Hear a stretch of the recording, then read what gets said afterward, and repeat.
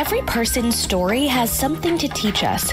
How others view life, how obstacles are overcome, how joy is felt, how fears are faced, how love is expressed. The Matters of Faith podcast explores individual stories of people's lives and how faith plays a part. It may not be your story, but it may help shape yours. And now, Matters of Faith with your host, Jay Wilburn. You found the Matters of Faith podcast on Project Entertainment Network with your host, Jay Wilburn. This is episode 193. I have Chuck Buda standing by, who I'm going to bring on to talk to in just a moment. Before we do that, I'd like to talk about Chuck Buda. I'm a big fan of a number of his stories, including the Son of Earp series, which includes the book Curse of the Ancients, the Debt Collectors series, which starts off with Pay Up and Die, and Keyport Cthulhu, which he co-wrote with Armand Rosamilia. That and many other books we'll probably discuss here today. Before we get into that, I would like to talk about our sponsor. It's the short story collection Make Pretend, the complete short fiction of Armand Rosamilia, Volume 1. Now, I pre-ordered this book, and it just came out today. So right before I was jumping in to do this podcast, I was reading through some of the cool stuff there. If I were to pull up my Amazon page, you'd see my pre-order notice there at the top. And I had an opportunity to peruse the foreword that was written by Tim Meyer, very sweet, and sort of a good discussion about what short fiction is able to do and what Armand did with it. And then I got into the introduction by Armand, where he very heartfelt, where he kind of talks about what led him to where he is in some of these stories. Looks like there's some cool author notes, which I'm excited to get into. And then I did a quick peruse of the table of contents, which I'm going to read more in depth. There were a couple stories in there that are some of my favorites that I remember picking up on Patreon, because I follow Armand on his Patreon page, which is well worth the money. And then there's a bunch that are brand new to me that I can't wait. And Tim Meyer teased a few of those in the foreword. So as soon as I'm done interviewing Chuck Buda, I'm definitely going to jump in and start reading some of those stories and do another video later on telling you about some of my favorites from there. But it's a great short fiction series. I'm a big fan in general of Armand Rosamelia's short fiction. His novels are great, and I've talked about him in depth. Anybody who's watched any videos I've done has heard me mention him. But I think he's really underrated as a short fiction writer. I believe he creates some really cool stuff. And as far as I can tell so far, Make Pretend is a great collection of that, and includes stories that are very recent and some that are 40 years old. And what I think is really cool is that not only did he include some of his best, he was willing to put in a couple early stories that may have been lower quality than some that he had done before, but he wanted to show sort of his passion for writing and that sort of thing. So I think it's kind of cool to get sort of a cross-section of his career. But I can tell you right now from some that I've already seen in there are excellent stories in here, and you can't get it for a better price. So I was definitely excited to pre-order this. So you definitely want to pick up Make Pretend by Armand Rosamilia, which as of the time I'm streaming and recording this came out today. So very exciting for me to be able to talk about that. If you're interested in advertising on the Matters of Faith podcast, you can email me at mattersoffaith@jaywilburn.com. I would be happy to get your passions before my audience. And now we'll get into the rest of the episode.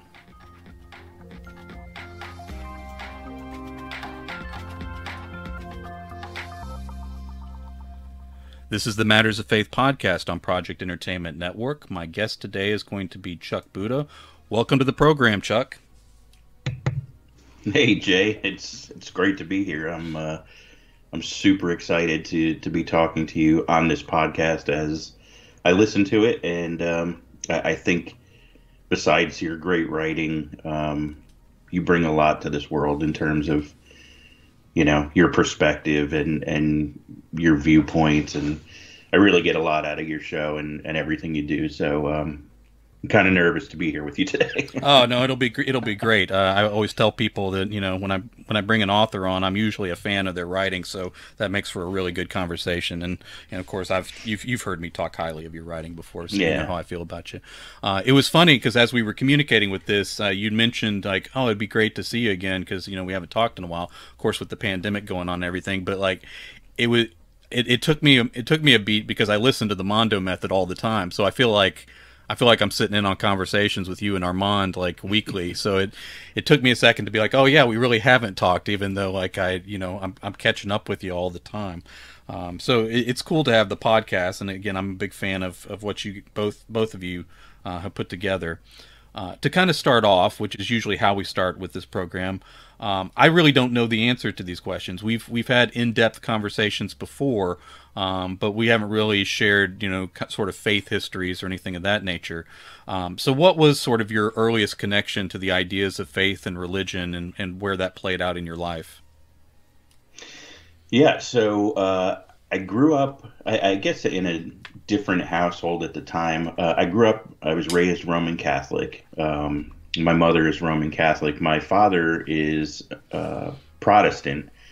And they made the decision early on to raise my brother and sister and I as Roman Catholics.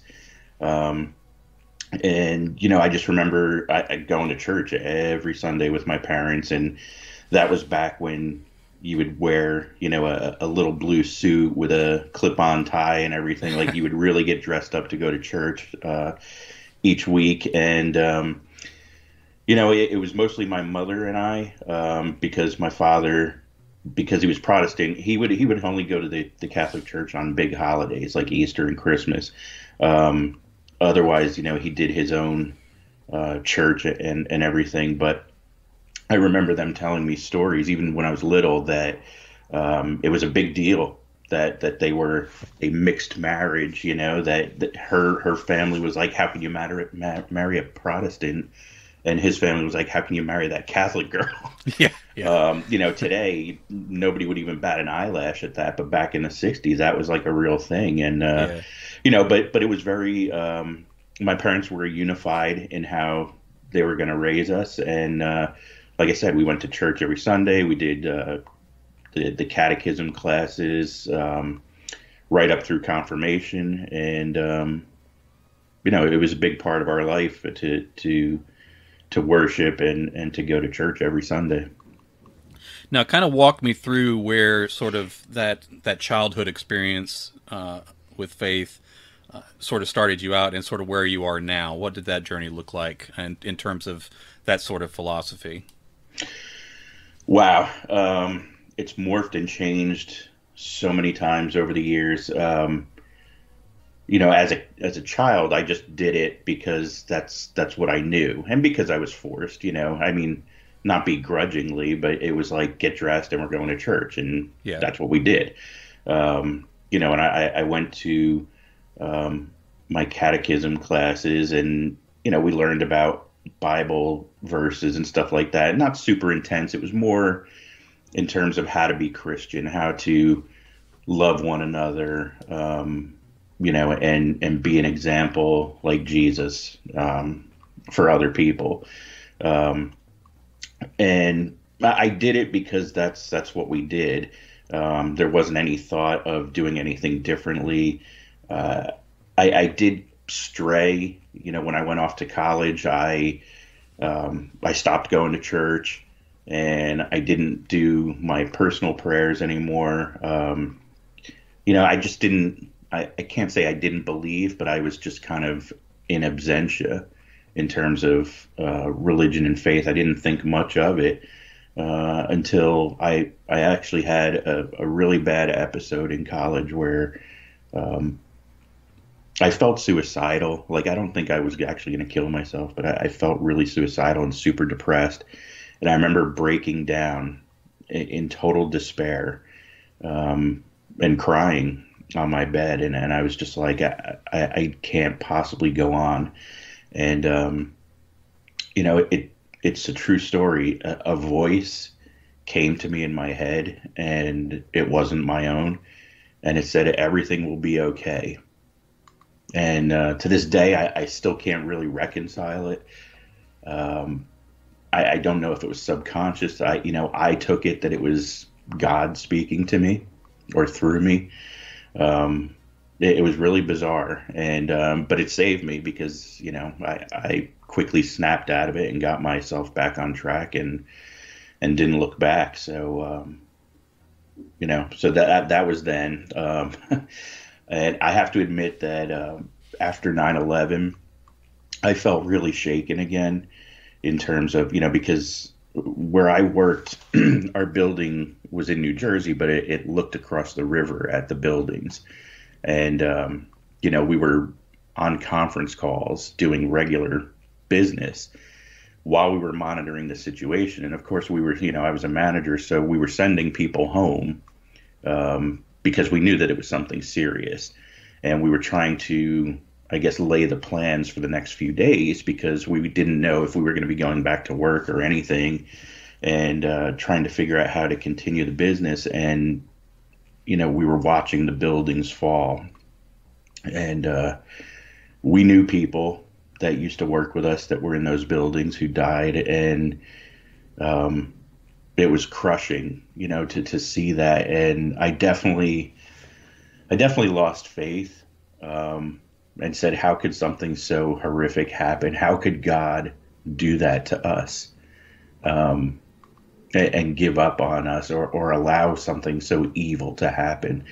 And, I started to explore Buddhism. So I got into Buddhism for a while, which has many positive aspects. Mm-hmm. So, the thing that I love about Buddhism is, it's really centrally focused on yourself, on human compassion, on being the best person you can be. So not looking outward for somebody to save you or for somebody to take care of you. It's really about you owning your behavior and your thoughts and everything, which I totally agree with, even in Catholicism. Mm-hmm.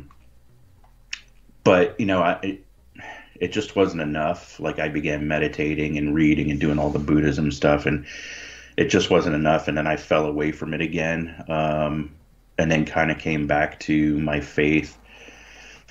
I would say probably about 5-6 years ago.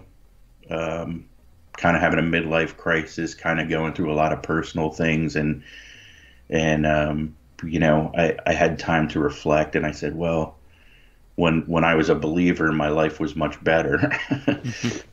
And since I kind of fell out of practice, things have been kind of crazy. So I decided to reignite things. And, I still don't go to church, which I do feel guilty about. But I do have a personal practice, and, so I'm back on board, but, it's changed and morphed so many times over my 50-some years. So,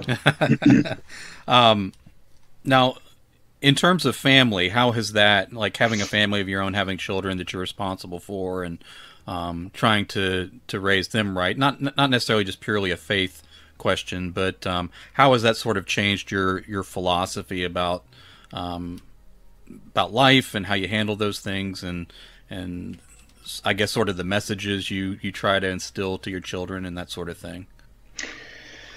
That's a great question. We, my wife is, actually, she was raised Roman Catholic, and she converted to Episcopalian. So that's another story around faith, I guess, that I maybe should touch on. So she was married before me. She got married at a very young age, and it just didn't work for both of them. It was an amicable split. However, the Roman Catholic Church would not allow her to, basically get married again in the church unless she had it annulled. And like the whole process was, you had to write letters, and you had to get other people to write letters on why the marriage never should have been, and blah, blah, blah. And so when we were getting married, we're planning to get married, we had asked so many different Roman Catholic churches. We're like, this is the situation, can you marry us? And they were all like, no. And we got really upset. Mm-hmm. And my wife decided, because the message that we got from all those priests was that your children would be illegitimate and never considered, baptized in the Roman Catholic Church and everything. And the issue that we had with that was, I could be a serial killer on death row, and I could kill 30 people and eat their organs and do all kinds of mean things, and I could receive, I can basically be saved by Jesus on death row and get my last sacraments. And how is that possible? But a young, 21-year-old woman who gets married too early, and it wasn't right, and there's nothing wrong, there's no children or anything involved. How is that considered illegitimate? But the other thing could happen. So it just didn't reconcile it. And we had a lot of problems with that. And, so she converted to Episcopalian, and we raised both children Episcopalian, and they were baptized and all that kind of stuff. So, everything is good. But the message, I guess, ultimately, regardless of all that, is, everything is about loving each other, being the best person you can be, serving other people. So, and of course, these are all things that I fail at miserably. I just want to go on the record and say that we all do. It's all right. I'm terrible, because while I believe all this stuff and I try, I'm not good at it. But my children are. My children are very good. They're, they love working with older people, invalids and stuff like that, helping people, volunteering for stuff. Like they're amazing people on their own. And I would like to believe that my wife and I and our faith and our teaching had something to do with that. I can't really, I guess, point to a specific teaching or instant. I think we always we try to act as examples. My wife is a better example than me. But we would, when we had discussions, we would explain stuff about, well, this is why, you want to be who you should be, and this is why. So it was always not do it because we said so, but here's the reasons why, and here's maybe the ramifications if you don't. That's excellent. Now, I wanted to get into your writing as well, because every time I have an author on, I selfishly want to kind of get the behind the scenes on the books that I love and all that. How early was writing an important part of your life? I know the place it holds for you now, but how soon did that start to generate as an important part of your identity? From an identity standpoint, probably high school. I had been writing since I was young. Always doing poems and little things. I can remember writing stuff back in kindergarten and first grade, writing poems for my parents and little things like that. Always playing with words and doing things. I began writing, I guess, in earnest for myself when I was about 11 or 12. I had been a big fan of, the Hardy Boys and James Bond and stuff like that. So the whole mystery and thriller and action.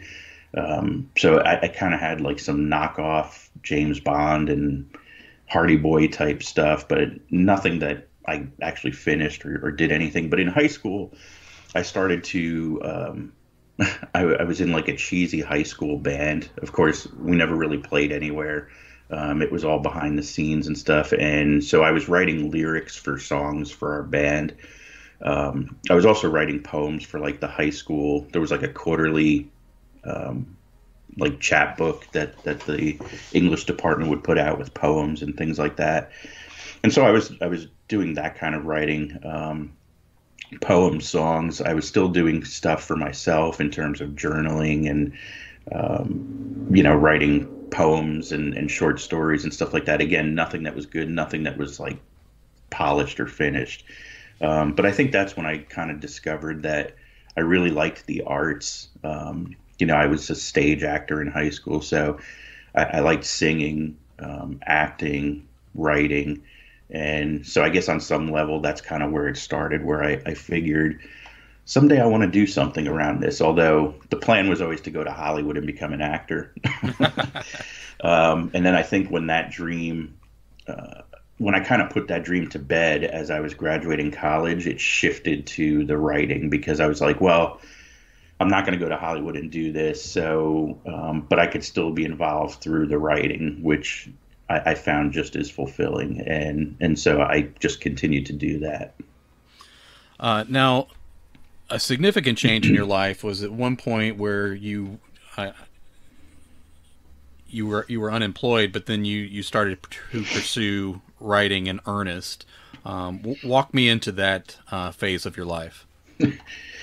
Yeah, talk about dark days. So I had been laid off. I've been in the financial industry, like my day job, for 30 some years. And, the financial industry goes, well, I guess every industry goes through ups and downs and peaks and valleys. But the financial industry seems to be very cyclical in terms of peaks and valleys. And, so I had been laid off 2 times before that. And then I was about 45. So I was having a midlife crisis. And that was around the time, it was a little bit after the housing crisis. And they said that they were going to lay me off. And I was like, here we go. I was like, this is my 3rd time. I'm like, this is ridiculous. And that was a point where the economy was really bad. So I was trying to find another day job. I had resumes out to all kinds of places. I was talking to headhunters. I went to a hiring firm, and I was taking classes with them and meeting with them on how to enhance my resume and blah, blah, blah. And it was just really bad. It just seemed like everybody was getting laid off. Nobody was hiring. And I was basically stuck at home. And I was in a rut. I got super depressed and couldn't get off the couch. I basically didn't move for about 6 months, and it was terrible. I had no direction, no hope for the future. But the one thing that I kept coming back to was I had always wanted to publish something. And, I had sent some stuff to small presses and contests and stuff, and I never really won or got anywhere. And so I just, gave up on it. But I got to a point where I said, well, you know what? Now it's time to pursue my dream and actually go for it. Because my excuse all those years, well, I had 2 excuses. One was I was deathly afraid of people reading what I wrote and knowing the real Chuck. So, I was fearful of being in the public eye. The second thing is my issue was I never had the time. So I was always so busy with, household chores or maintenance and the kids and the full-time job. And there was a point where I worked 2 jobs. So, I was just always too busy. And it was like, well, I'll write when I get time. And I never had time. Right.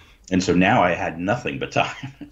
So I said, okay, I can't get a job, but I've always wanted to be an author. So what are you doing?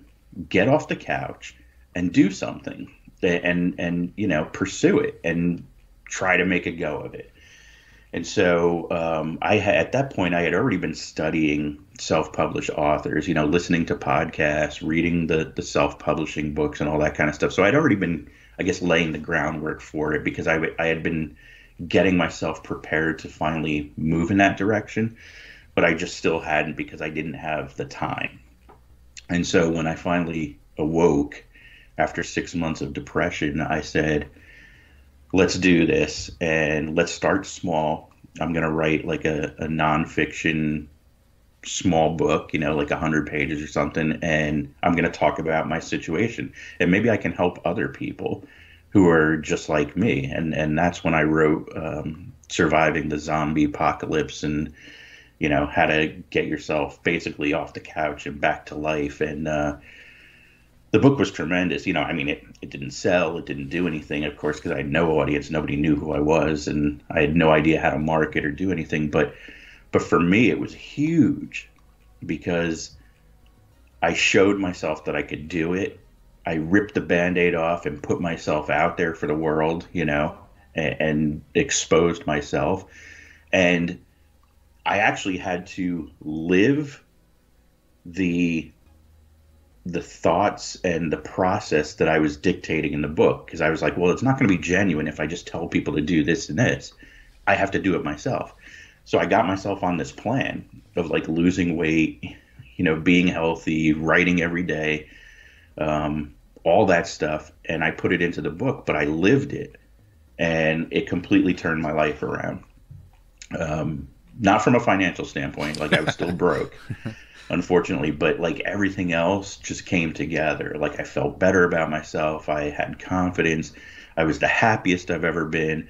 And that's when I said, okay, now I want to write stories like I've always wanted to write. And then that's when I began the process of writing these series and publishing. And it, you know, and I haven't looked back since. So it's been a dream come true. I mean, I can honestly say now at this point that, you know, if I die, I could die happy because I lived my dream. So, and I don't think anybody can ask for anything more. Right. Now, there was a phase in my career, and it was actually probably when I was at my sickest, that a lot of my income came through ghostwriting, and so I was producing a lot of words because the rent came every month. And so it was common for me to have 12,000 word days, but those were breakneck. That was get up in the morning, when you're not in the bathroom or eating, you're sitting down and you're writing. And, you know, I would have to hit, you know, I'd set these goals like, okay, I'm just going to push and push and push until I get to this many words before the end of the hour, take a short break, keep going. So, it was sort of that sort of pace. Now I actually got healthier. But you know, every treatment comes with its side effects and stuff, and that pace was just not doable anymore, you know, in terms of recovery and some of the medications I was on and just the reality of how life works. I could still write, and I had to go through a phase where I had to almost not really relearn, but sort of find a new pattern. Now, you were at a phase in your life where you were at a breakneck pace as well, and it worked when it worked. But then you had to kind of go through an adjustment too, where that pace doesn't work for lifestyle, doesn't work for as your career advances. There's more responsibilities in terms of promotion and so on and so forth. So, kind of talk to me a little bit about that transition from I can put out a book a month to I need to find out what I can really do in real life now. Yeah, that's I'm still trying to figure that out. It's we all are. Wow, what a struggle. I mean, I can't even imagine doing 12,000 words in a day. I think my best ever was like 7,000 and change. But when I was unemployed and I was really into it and focused and I had my daily process and schedule in place, I was doing 4,000 to 6,000 every day. Typically, I would aim for 5,000, and I would either hit it or come close. And that was probably about 5 or 6 days a week. And I would usually give myself like a day or two, depending on what's going on, to kind of take a break. But yeah, I was cranking out words, and it was no issue because, you know, when you're working that hard every day, you get into almost like a flow state. Yeah. And so it's so easy to just sit down and continue the flow, and it just keeps coming. And it's amazing. Now, yeah, unfortunately, I got to a point where the unemployment and my savings and everything else had run out, and I wasn't making enough on the publishing aspect. So the economy finally turned, thank God, and people were hiring again, and I was able to get a job. I had to get a job. And, you know, so I tried to adjust. Now, when I first started working, of course, the business was different back then. Everything kind of worked the same way. And so I could still come home from work and write at night and do stuff. And it was just a different time. You know, now it's craziness the last few years in terms of the day job, because the pressure and the stress is through the roof, especially with the coronavirus. It's just, it's amazing how much money flows back and forth between banks and corporations and stuff. So, you know, and obviously when the dollar amounts are higher, the pressure is higher. So it takes a lot more. There's a constant pressure with the company to expand business and take on more. You know, but like everywhere else, you got to do more with less. So it just makes it that much harder for the people that are there. And so slowly but surely, my process of writing 5,000 words a day has come down to feast or famine when I can grab it, which is usually weekends. I do my best to write as much as I can on the weekends. I try to write during the week. I've tried everything. I've tried the lunch hour, the wake up early, the stay up late. I can get words in here or there, but not consistently, just because I'm so drained and exhausted from the process of my day job. So it's been a difficult struggle, which I've talked about on the Mondo Method too, because it's funny. Armando always yells at me. He's like, "You can't do what you used to do. You know, you have too much going on."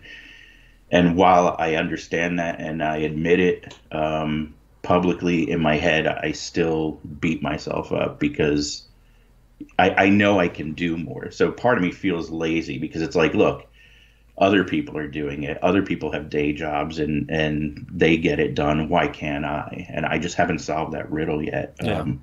But not for lack of trying, that's for sure. Now that's going to lead us into some other things, but I kind of want to back up because Armand kind of plays a big role in your writing history. When did you first become aware of him as an author? I actually, well, I knew he was an author because I listened to Armin Toof, so his podcast with Mark Tufo, because again, I was studying self-published authors, and he's hybrid, but they would talk about self-publishing and stuff like that. So he was part of my daily learning in terms of how to become a self-published author.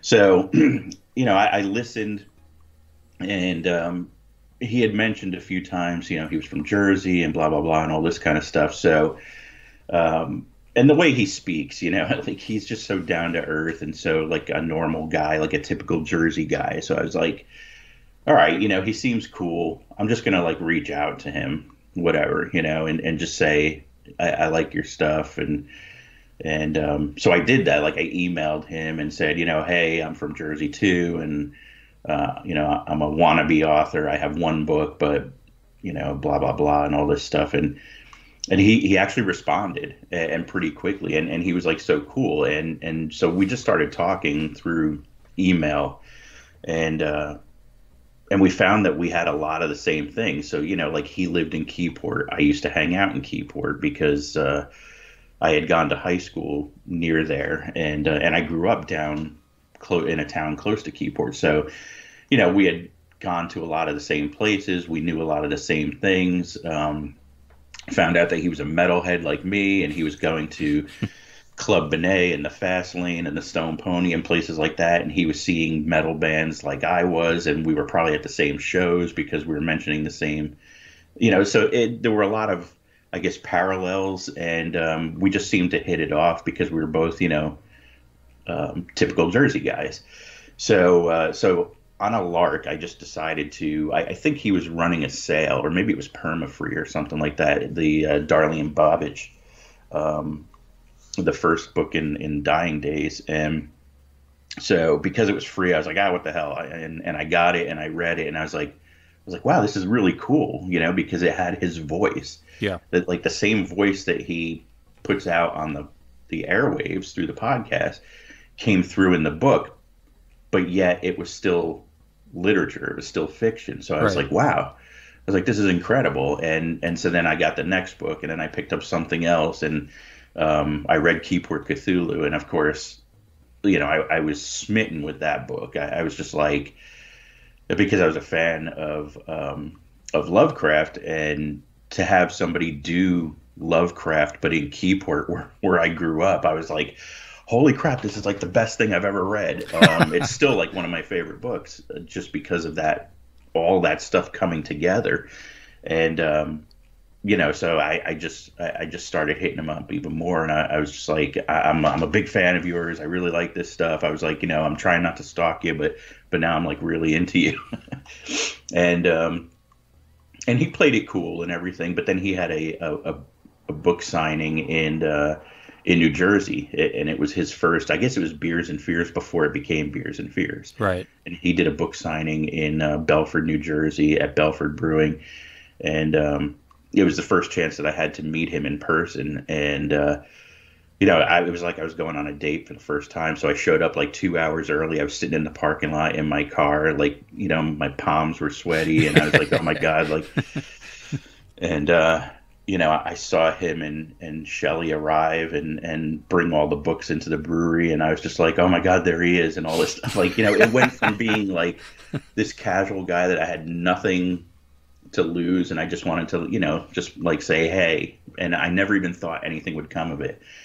And then all of a sudden I was like a gushing fan, and I showed up and I met him and I met his mother and all his friends and stuff, and he was just so kind to me and gracious, and he actually spent a lot of time at the signing talking to me when he had all these people that he already knew, and I was just like, wow, this guy is incredible. And Shelley was great, of course. I mean, right.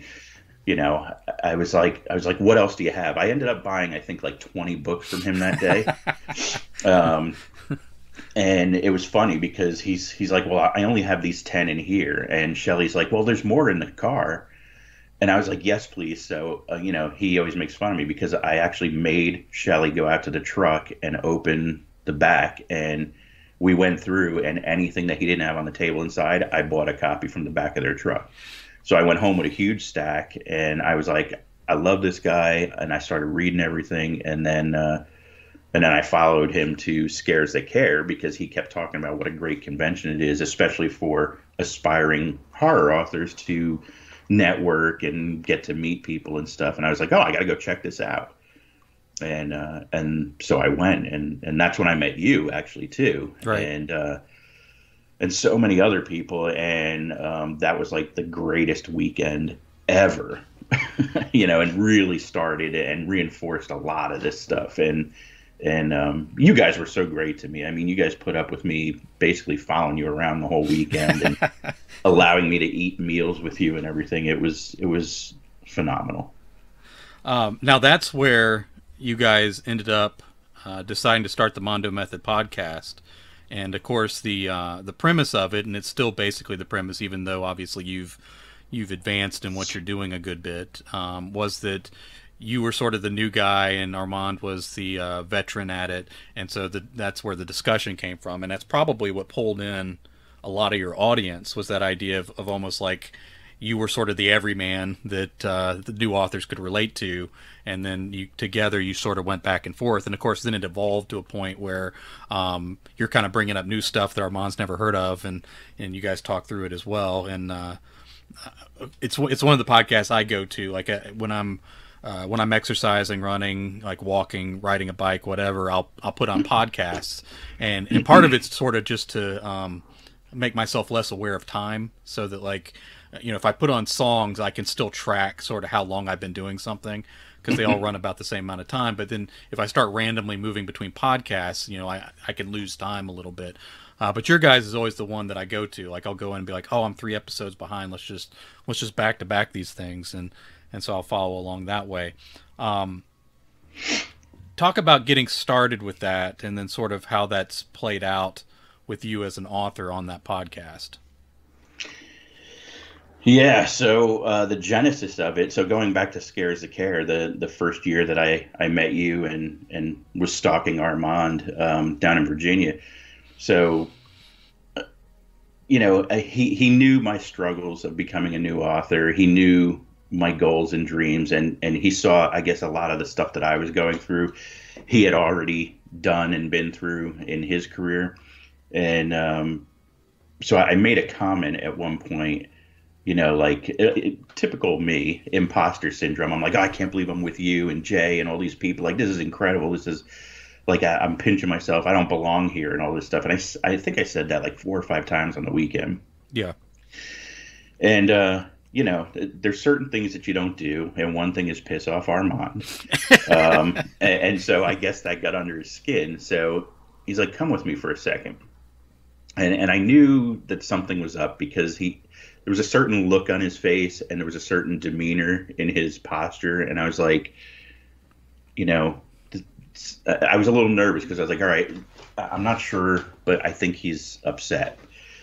And so I was like, here we go. I finally bit the hand that feeds me. So, I was hovering around the table too much and everything. And he pulled me out to one of the vestibules in the hotel. And, I won't curse here, but he basically dropped all these curses in my face. And he was like, you do belong here. Shut up. I don't want to hear this anymore. You're one of us. Act like it, or, don't come around me anymore. And then he was like, I have a proposition for you. And he's like, and you can't say no. And I because I'll break your legs. He's like, I want to do a new podcast about writing, and, where I help, he's like, I'm mentoring you now. He's like, but I'm going to mentor you on the air for other people. And, so I can help you through stuff and other people can learn from it as well. And I said, you know what? I like my legs where they are and bending in the right position. So I'm going to do this. And plus, I felt relief that he wasn't going to cut me loose for stalking him. So he was still very interested in helping me and showing me the way. And I said, you know what? This is great. I'm in. Let's do this. And we started. So yeah, at first it was really about all the dumb things I was doing. And then he would be like, no, don't do that. That's dumb. And here's why, because I was dumb and I did it before.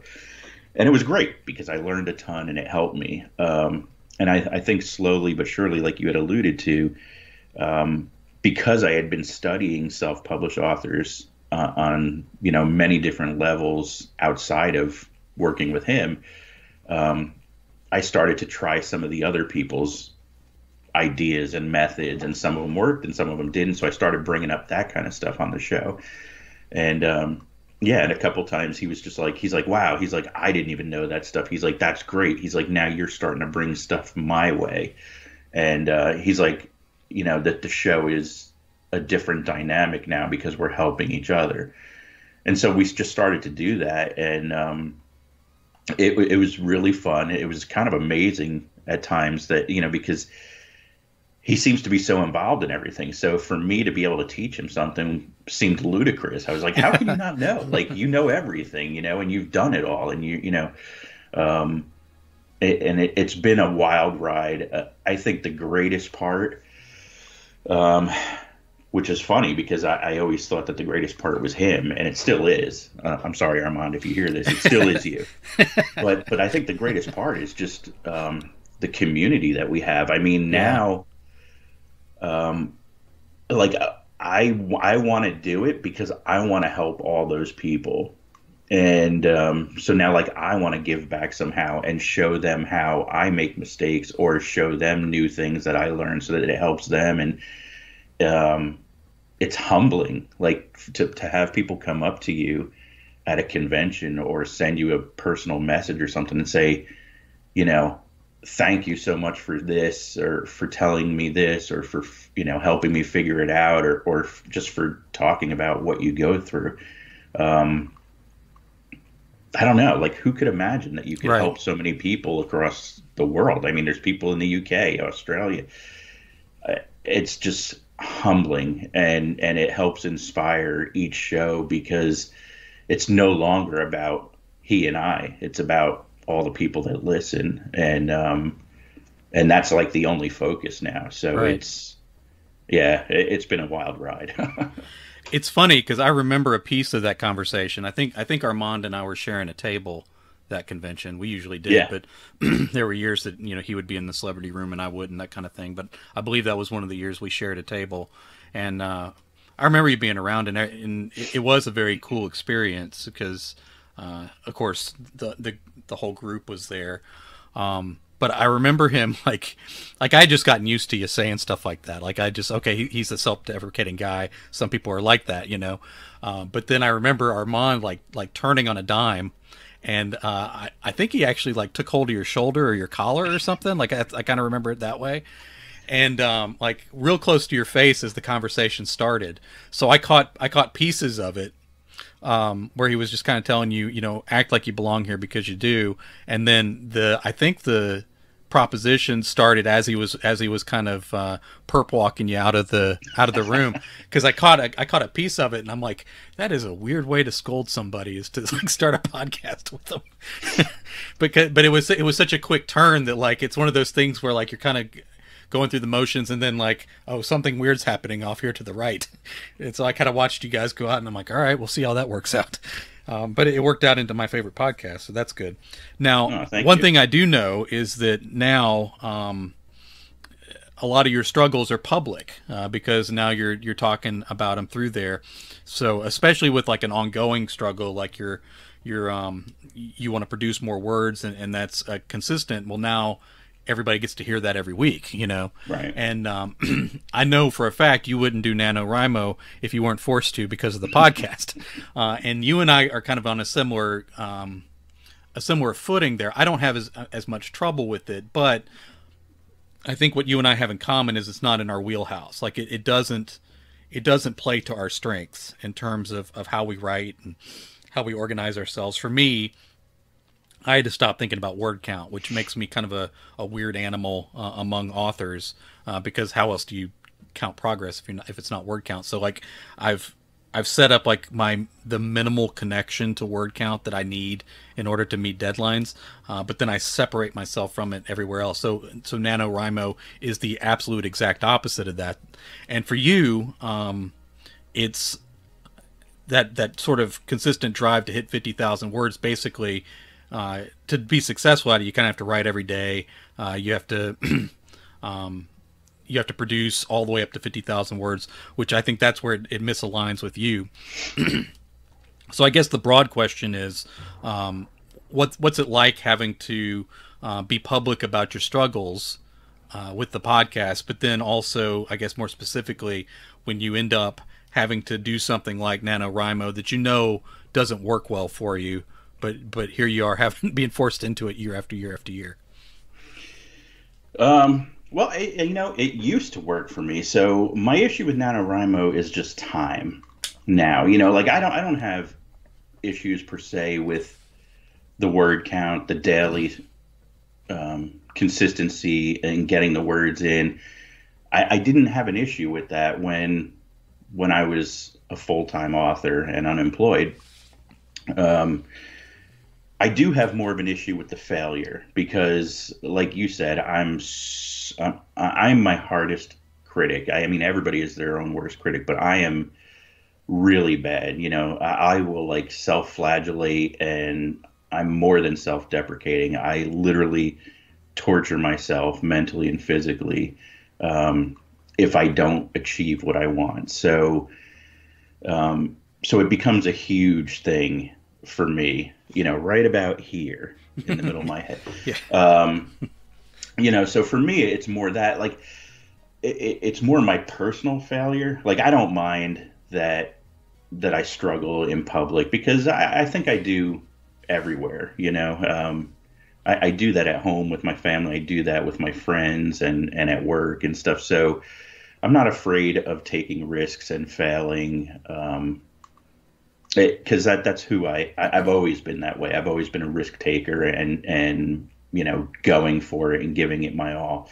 My issue is the punishment that I give myself if I can't do it, and that's what it really. That's what I don't like about the NaNoWriMo now, is that I know I'm going to have a hard time because of work and everything else, and it's not losing to John Quick and all these people. I actually like, the one-upsmanship and the gamesmanship and stuff and all that. It's fun, even though it hurt me a few years ago because I did totally. I wrote so much. I think I wrote like 70,000 some words, and I was so exhausted. I didn't write for like 2 months after that. Right. So I had an issue with that aspect of it, but getting 50,000 words in for 1 year for 1 month, if I could do it, is not that big a deal for me. It's the personal failure. It's the struggle of beating myself up. And, I'm going to hit it this month. Oh yeah. I'm going to do it. Yeah. I am giving it my all. I know I'm behind, but I am not giving up. And, I actually owe a lot to you, and I'm going to plug you because Okay. you need to be plugged. First of all, I'm a huge fan of your work too. Again, I didn't know who you were until I met you at Scares That Care, and then, through our friendship and stuff, I started reading your work, and I was like, I still, as much as I'm a huge fan of Armand and Ed Lee and Brian Keane and all these other people, like, I still think pound for pound, you are the master storyteller. Oh, wow. Thank you, man. Out of everybody that I know, on so many levels. Like, you bring in characters and story. There's so much depth to the emotions, to the what's happening with the characters, to the plot lines, the subplots. I really do think that you're pound for pound like the best writer out there. But anyway, besides you being great at that, I also follow you on Patreon, and the fact that, and I can't believe you did it, but the fact that you write your NaNoWriMo online on Twitch on video and post it on Patreon, and then you do go through the word counts and stuff, and your inspirational messages and your motivation. I actually live for it, especially this month. And, sometimes I fall a few days behind because of work, but when I catch up and I watch the videos and I listen to you and stuff, it always gets me going again because, I just always remember, again, going back to faith and what you've gone through in your life and still continue to go through. It reminds me that the struggle is real. And as much as I think that I'm fighting the uphill battle, I'm not doing a good enough job because people like you and like what you're going through and what you're still able to do, raise a family, put out such tremendous content, help thousands of people, inspire, motivate. It's unbelievable. So anyway, thanks to you, I'm not giving up this month. I'm going to give it my all. I'm not going to stop until I get to the 30th. I may not get to 50,000. Right. But I'm damn well going for it, and I'm trying my best, and I'm going to hold my head up high, and it's because of you. Because, thanks, man. Because whether I get there or not, it doesn't matter. We're going to talk about it on Mondo Method and everything else anyway. But it's what you basically leading by example and saying, it's okay to be who you are. It's kind of like when Armand told me, I was trying too hard at first to be Stephen King. Yeah. And I just didn't feel comfortable in my writing voice. And, I learned that from him, from his voice, and from him telling me. He's like, you're not Stephen King. Stop being Stephen King. You're Chuck Buda. Be Chuck Buda. And so that was a very telling, pivotal moment in my life. And the same with you is, your constant message of live within yourself, be the best you can be. But you have to have faith in who you are, in your process, in your dreams and goals, and just do it and move forward and, silence the rest and do your thing. And, I've always believed that, I guess, intrinsically, but right. it takes your daily message to snap me back into it every day. And I'm so thankful for the message that I get from you on this podcast, regardless, but especially this month and through your Patreon, because, it's really helped me tremendously, especially this month. So more people need to follow you on Patreon and Twitch. More people need to read your stuff, and more people need to listen to this podcast because it's, I think it's your calling, it's your mission, and you're great at it. Thanks, man. That means a lot. I do want to talk about your books a little bit before we close up. Why do we want to do that? Come on. Yeah, I do. I want to. Now, like, one of your most impressive things to me is the Son of Earp series, and we've reached an era, kind of all of a sudden, where sort of horror, supernatural, Western is kind of becoming everybody's thing, you know, where everybody's got a book going, and a few publishers focused in on it, which is what kind of inspired a lot of it.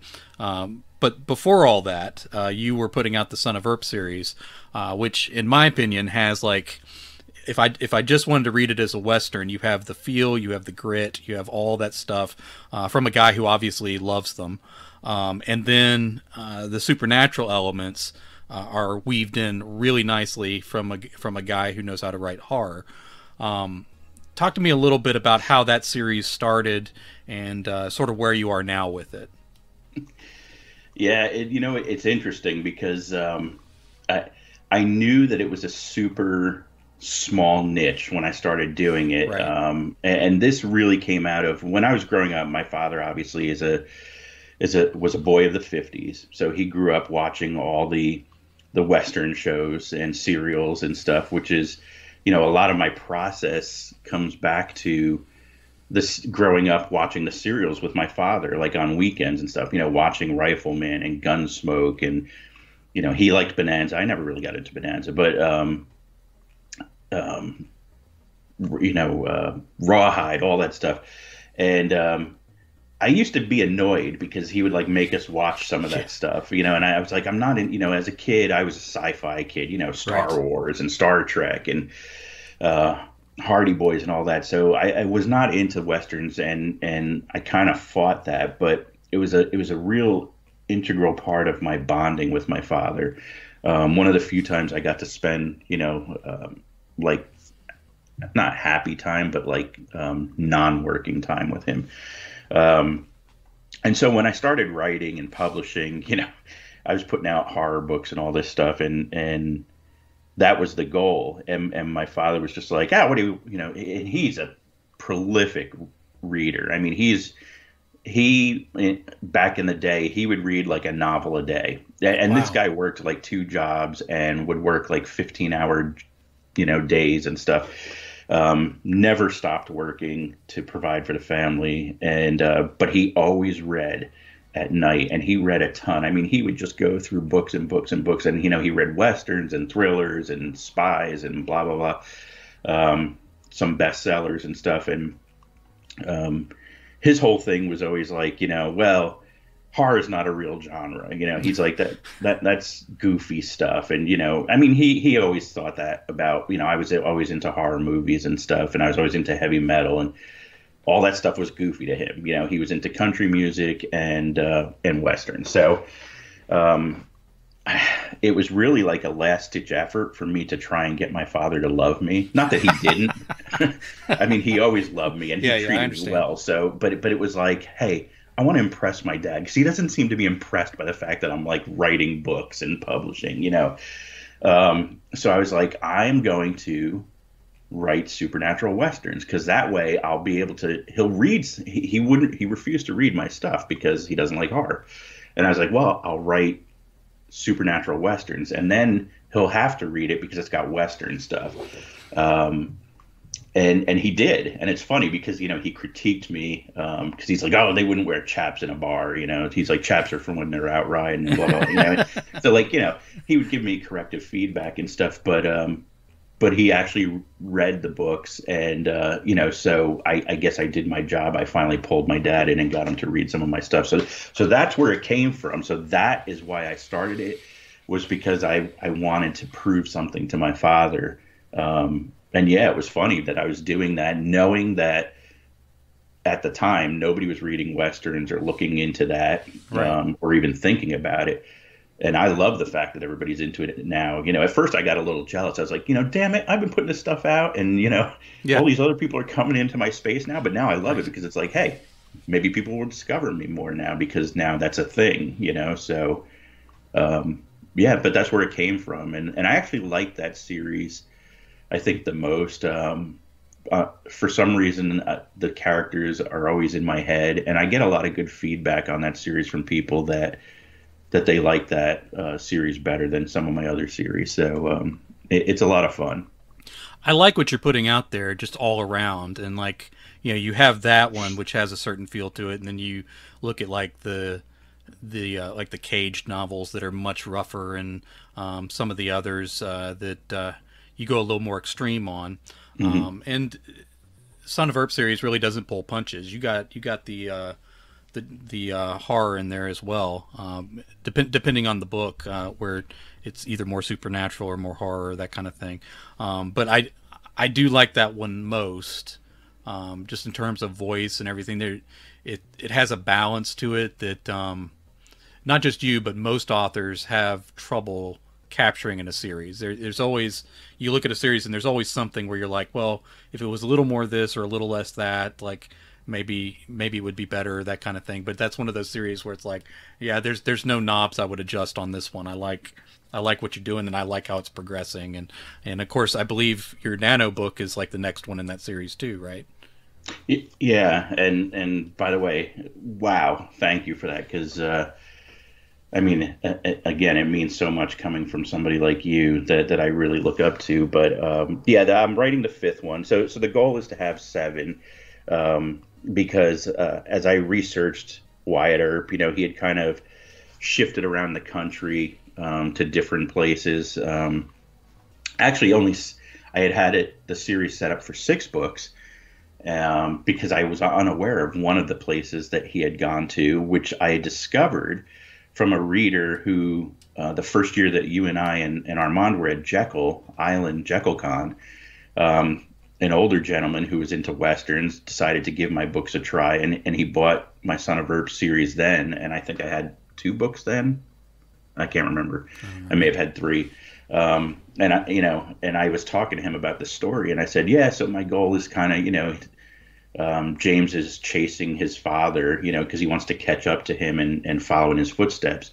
And so, he basically goes to the 6 places that, Wyatt Earp had lived in. And the guy was like, well, what about this place? And he told me about the 7th place. I was like, I didn't know about that one. He's like, well, you better get back and do your research, because, there was this place too. And I was like, okay, if you continue reading the series, I'm going to put the 7th one in. So, so the book is the series is going to go to 7 for sure.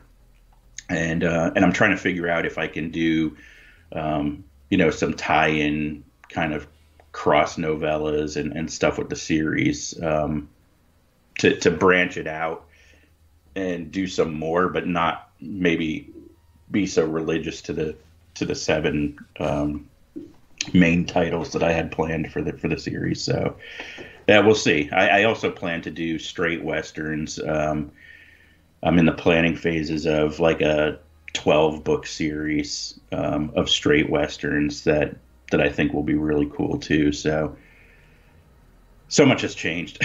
Yeah. And then of course you and Armand are doing some weird Western kind of stuff too, aren't you? Yeah, so we just sold book 1, and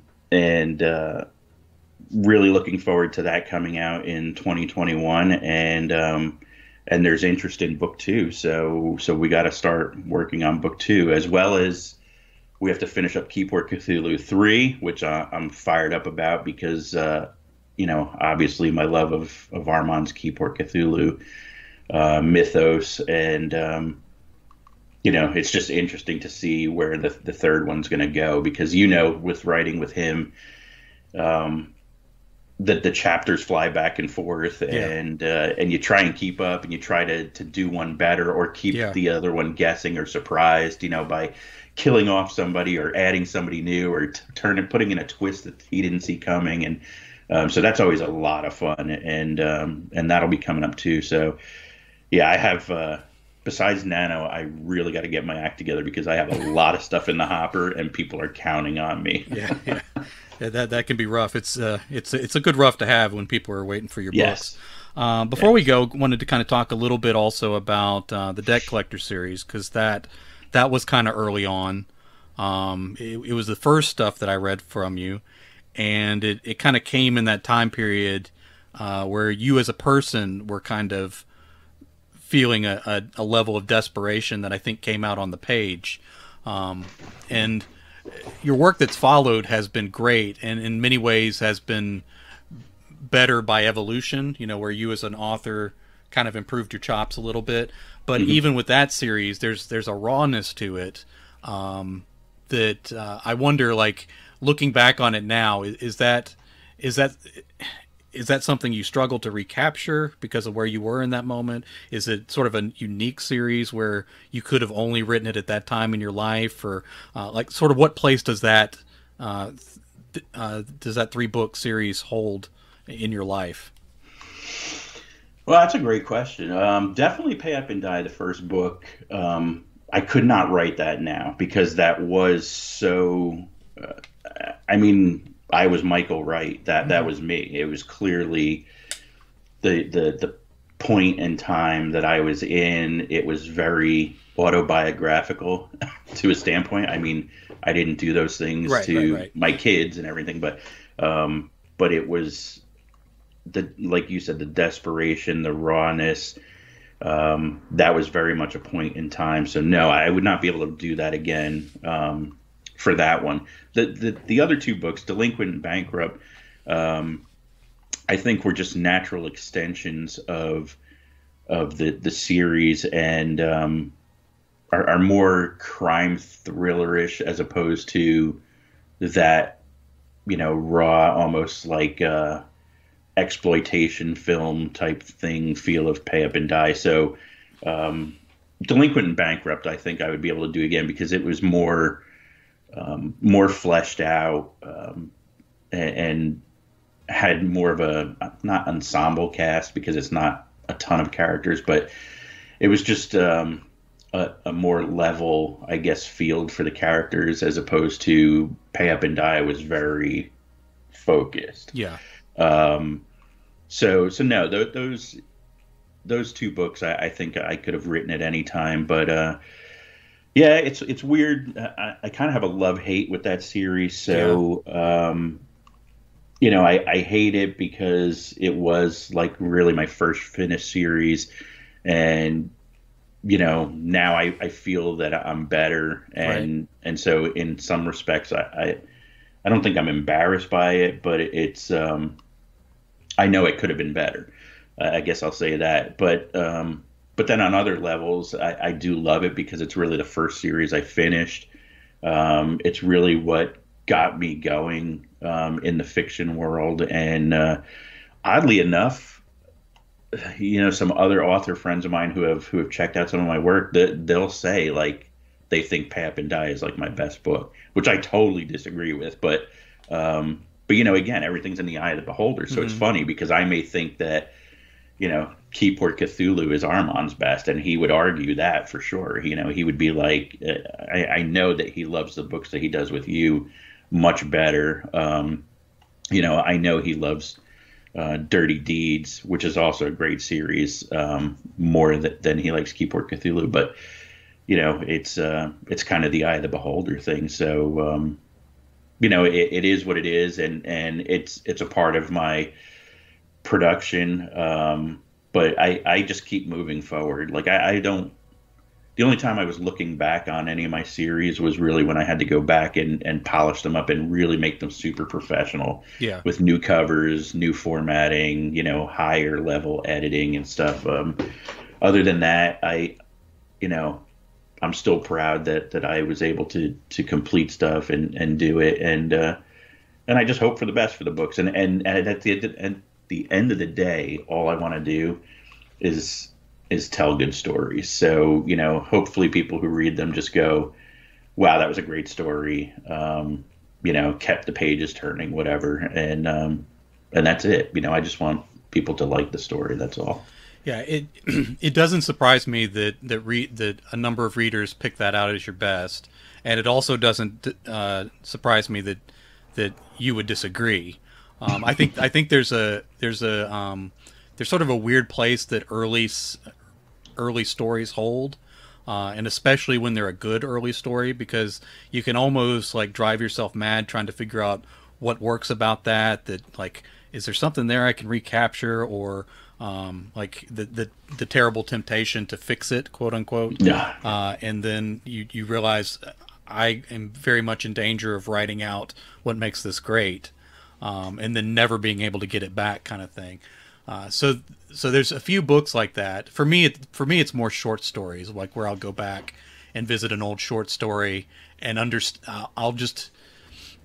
I think I'm pretty objective to where I can say, okay, this whatever I did here didn't work, or obviously this is working for people and I can't figure out what it is.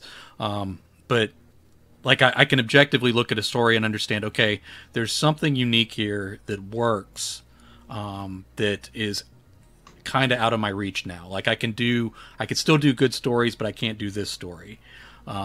And so I'm always very, very careful with those stories, because a lot of times I'm re-editing things to resubmit them or put them up, and I'm like, it's not worth it to me to quote unquote fix this, because there's something here I can't get again. I can get something better, I can get something different, but I can't get this. So I think Pay Up and Die holds that spot, and I imagine that's very scary on a novel level, just because, and especially when it's an early novel, to where like you kind of see yourself evolving and you're like, okay, am I losing something here, or that kind of thing. But Pay Up and Die is a good example of that, to where like the story you could only write at that point in your life, and it's good for very unique reasons, but as an author it'll drive you crazy, because then you see everything else you didn't get right back then, like even down to sentence structure and things, where you're like, oh, I can write better than that now, that kind of thing. Before we go, can you tell people where they can find you? Yeah. So I'm everywhere on social media, but at the same time, I'm nowhere, because, you're not on Facebook. I talk about love-hate relationship. Well, I have a Facebook page. I haven't been on it in a long time. I have Instagram. I have Twitter. I'm on Twitter. Probably not as often as I should be. At CEBUDA, at CE Buda. I'm also at Patreon as author Chuck Buda, and also I have my website, which is under construction, but you can still get to me through there, and that's authorchuckbuda.com. And of course, all my stuff is on Amazon, and you can find me there. And yeah, it's great. And going back to what you said, I don't think you ever feel that any story is 100% done. So yeah, I still feel that way when I press, publish. I'm just like, could I have done something more? But yeah, this has been great. It's kind of a dream come true that you asked me to be on here, because, like I said, I'm a fan of you and the show, and to be here is incredible. Oh, I appreciate it, man. I appreciate it. I could check off an item now. One more off the bucket list. There you go. Before we go, I want to remind everybody that out right now is Make Pretend by Armand Rosamilia. It's a collection of his short fiction, and the first volume of it. He's had other short story collections out before, but this is, I see this as sort of an effort of kind of corralling some of his best stuff. And it ranges, I think, over like 40 years from some of his early stuff. It includes things that are pieces that connect to his series, some of the novel series, and then it includes just some unique works that he's written. Over time, I have come to respect Armand Rosamelia's short story writing more and more, because I think there's pieces of himself and pieces of his storytelling ability that come out strongest in some of these individual stories, and I know for a fact a few of those are in here. And then there's stuff in here that I've never seen before. So I'm just very, very excited to get into that and to kind of share my thoughts on that book. But you need to pick it up right now. Make Pretend by Armand Rosamilia, which is out right now. Thanks again for being on the show, Chuck. Thanks for having me, Jay. You are the best. Oh, thanks, man. I love you too. And we'll talk to everybody again next week.